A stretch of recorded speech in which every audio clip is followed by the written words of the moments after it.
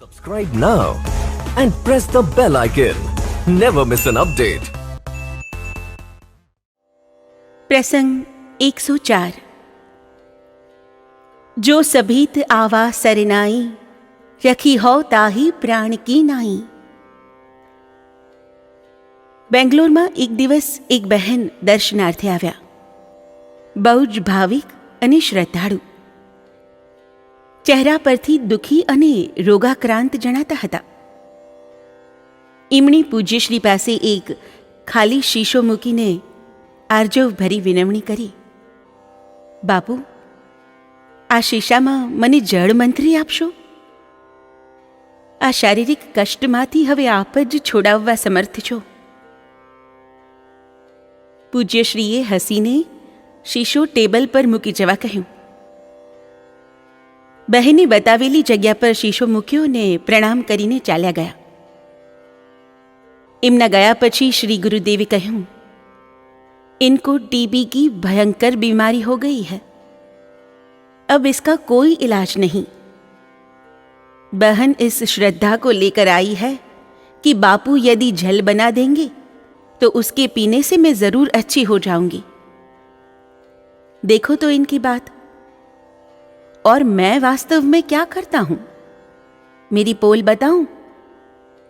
मैं कहता हूं, हे भगवान, मैं कुछ जानता नहीं हूं. ये लोग मानते नहीं हैं. तुम जानो कि ये लोग सब दुखी क्यों? ये तो जीव है, अपने स्वभावानुकूल गलती कर बैठते हैं. उनको क्यों दुखी करते हो भगवान? क्षमा कर दो. बस इसके सिवा न कोई मंत्र है न कोई जंत्र है. ये लोग श्रद्धापूर्वक इसको पीते हैं और अच्छे हो जाते हैं.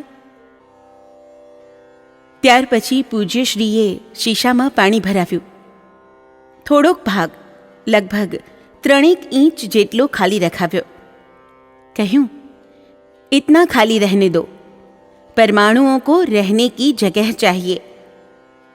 પછી हंसता हंसता उमेर्યું, चलो अब तुम लोग भी सब मेरे साथ बोलो, हे भगवान, मैं कुछ जानता नहीं हूं, ये लोग मानते नहीं है. પૂજ્યશ્રી 4-5 વાર એ રીતે બોલતા રહ્યા. બધાને હસવામાં રોકીને એમણે ચશ્મા ઉતારી शीशा पर एक तीव्र वेधक दृष्टिपात કર્યો.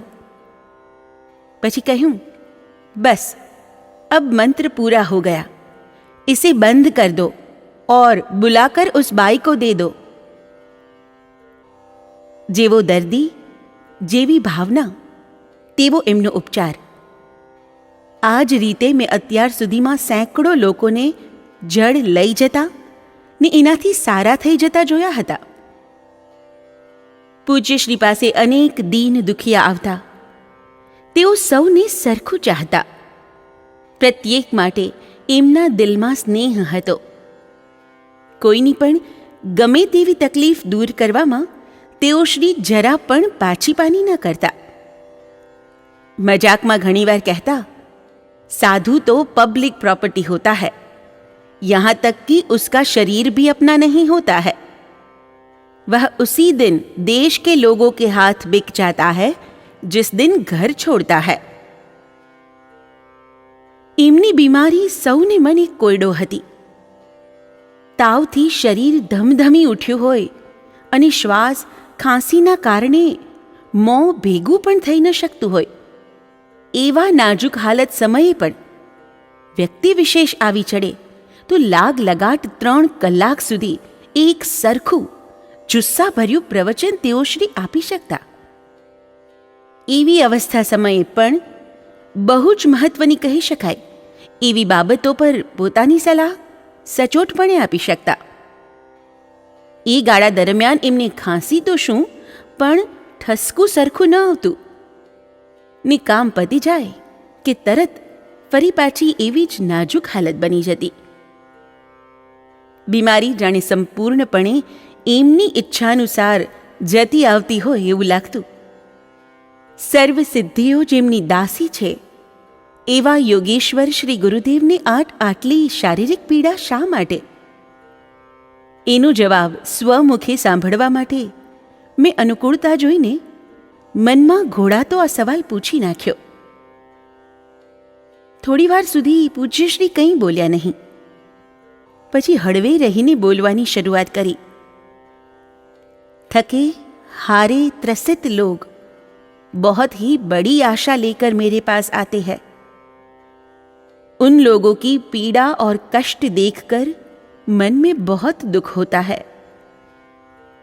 कर्म फल स्वरूप ही मनुष्य को असाध्य बीमारी होती है और पूर्व जन्म के कठिन कर्म भोग तो भोगना ही पड़ता है, चाहे वे लोग भोग ले चाहे मैं. किसी की बीमारी मृत्यु के साथ ही जाती है तो किसी को वह दीर्घ काल तक परेशान करती है. किसी को 6 साल तक बिस्तर में पड़ा रहना पड़ता है, कोई आशीर्वाद मात्र से चली जाती है. किसी को जल देना होता है, किसी को भोगना भी पड़ता है. उनके बदले यदि मैं भोगने को तैयार हूं तो भगवद कृपा से बहुत ही कम समय में कर्म भोग समाप्त हो जाते हैं. कष्टप्रद बीमारी किसी को 6 साल तक परेशान करे, उससे मुझे 6 दिन अथवा सिर्फ 6 घंटे तक सताकर समाप्त हो जाए तो उसमें बुरा क्या है? कर्मों का परिणाम तो भोगना ही चाहिए. બધું દીવા જેવું સ્પષ્ટ બની ગયું. શરણાગત વિભીષણ પર કાળ જાળ બનેલા રાવણે જ્યારે યુદ્ધ દરમિયાન અમોઘ શક્તિ છોડી ત્યારે ભગવાન શ્રીરામે એ શક્તિ પોતા પર ઝીલી લીધેલી. અમોઘ શક્તિ શ્રીરામના પ્રાણ તો ન લઈ શકી, પરંતુ તેણે એમને મૂર્છિત જરૂર બનાવી દીધા. જો રામ મૂર્છિત ન બને, શક્તિનો એટલો પ્રભાવ પણ શ્રી અંગ ઉપર ન બતાવે તો પછી શક્તિને માને કોણ? આવા શ્રી રઘુનાથજી જેમના ઈષ્ટદેવ હતા, એવા શ્રી ગુરુદેવ પણ ગમે તેટલા કઠિન અને દુષ્કર કર્મભોગને ભસ્મસાત કરી શકવાને સમર્થ હોવા છતાં કર્મભોગનો અનાદર કે અપમાન ન થાય, એની ધાક ઘટી ન જાય, એટલા માટે જ અન્યના ભોગને શ્રી અંગ પર ઝીલી નજીવા સમયમાં ભોગવી લઈ સમાપ્ત કરી નાખતા હતા. બીમાર રહેવાનું પસંદ કરતા હતા. તેથી જ તેઓ શ્રી અવારનવાર કહેતા કે यह रोग नहीं है, यह तो भोग है और इसे भोगना ही चाहिए. कबीरा पढ़ना दूर कर अति पढ़ता संसार, पीड़ा न उपजे जीव को क्यों पावे करतार. सर्वे त्रह सुखिनः सन्तु, सर्वे सन्तु निरामयाः, सर्वे भद्राणि पश्यन्तु, मां कश्चिद् दुःखमाप्नुयात्. जय गुरुदेव, जय Siyaram. Subscribe now and press the bell icon. Never miss an update.